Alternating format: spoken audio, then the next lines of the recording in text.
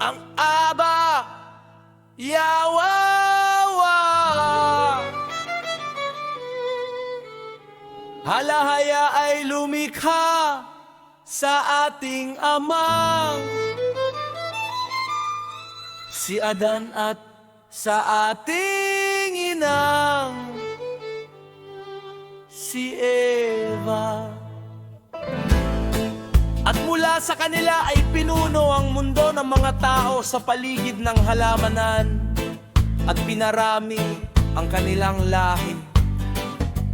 Ngunit hindi nila sinunod ang kanyang utos at kanyang lilipulin sila.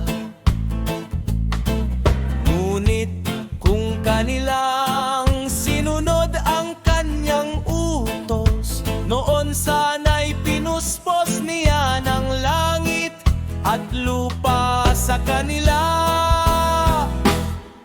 Ngunit hihilingin ko sa alahaya kong Aba Yahawa na pagpalain kayo, na paramihin kayo, at ipalaganap ang inyong lahi sa isang kakaibang lupain na inyong paroroonan.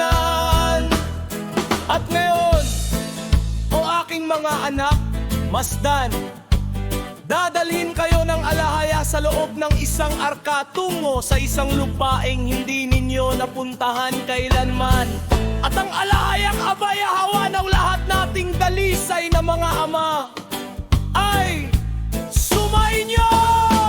At ang maluwal ating mga kaloob na ibinigay ng alahaya sa ating amang si Adan mula sa halamanan, sa pinagpalang yungib ng mga kayamanang ito ay ipagkaloob niya sa inyo rin. Ito ang tatlong maluwal ating kaloob na ibinigay ng alahaya kay Adan. Ang una ay ang kaharian, kung saan ginawa ng alahaya si Adan na hari sa kanyang mga gawa.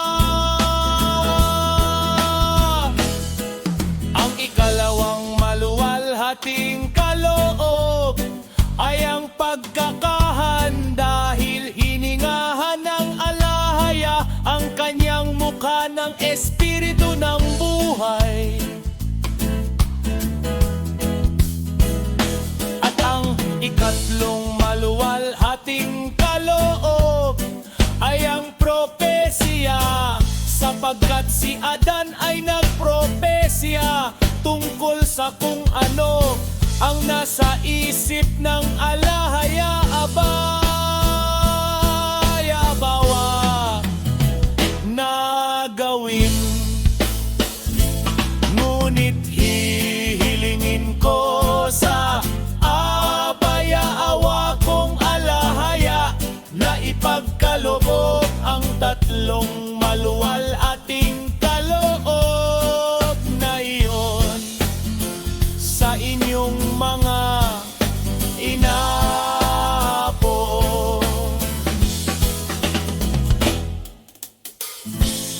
Pagkatapos ay nagsalita rin si Matusalem kay Noe. O Noe, ikaw ay pinagpala ng alahaya.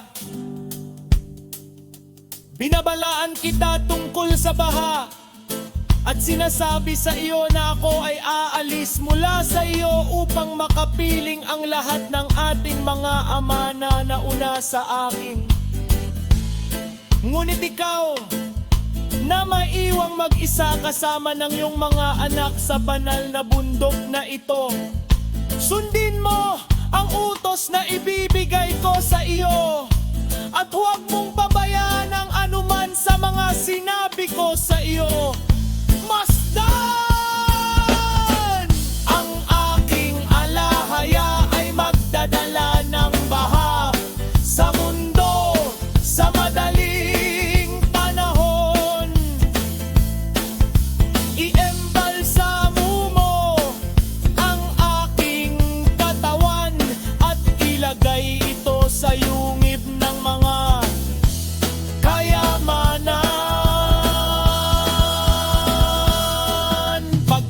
Tapos ay isama mo ang iyong asawa at ang iyong mga anak na lalaki, kasama ang kanilang mga asawa, at bumaba mula sa banal na bundok na ito, at dalhin mo ang katawan ng ating amang si Adan.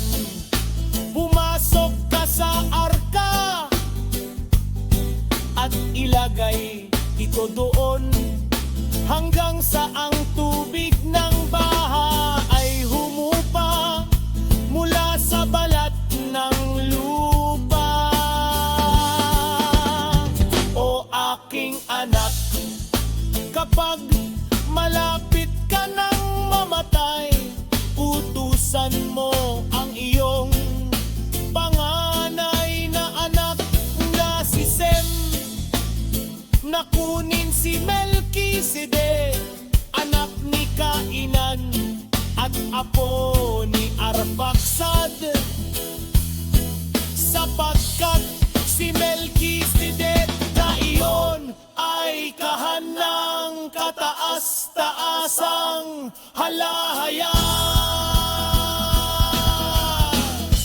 At upang isama nila ang katawan ng ating amang si Adan mula sa loob ng arka, at alisin ito at ilagay sa lupa.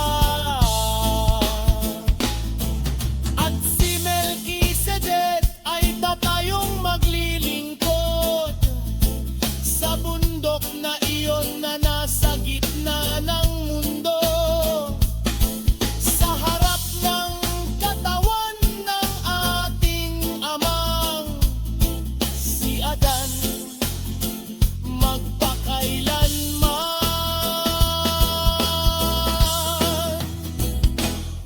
Sapagkat mula sa lugar na iyon, o Noe ko,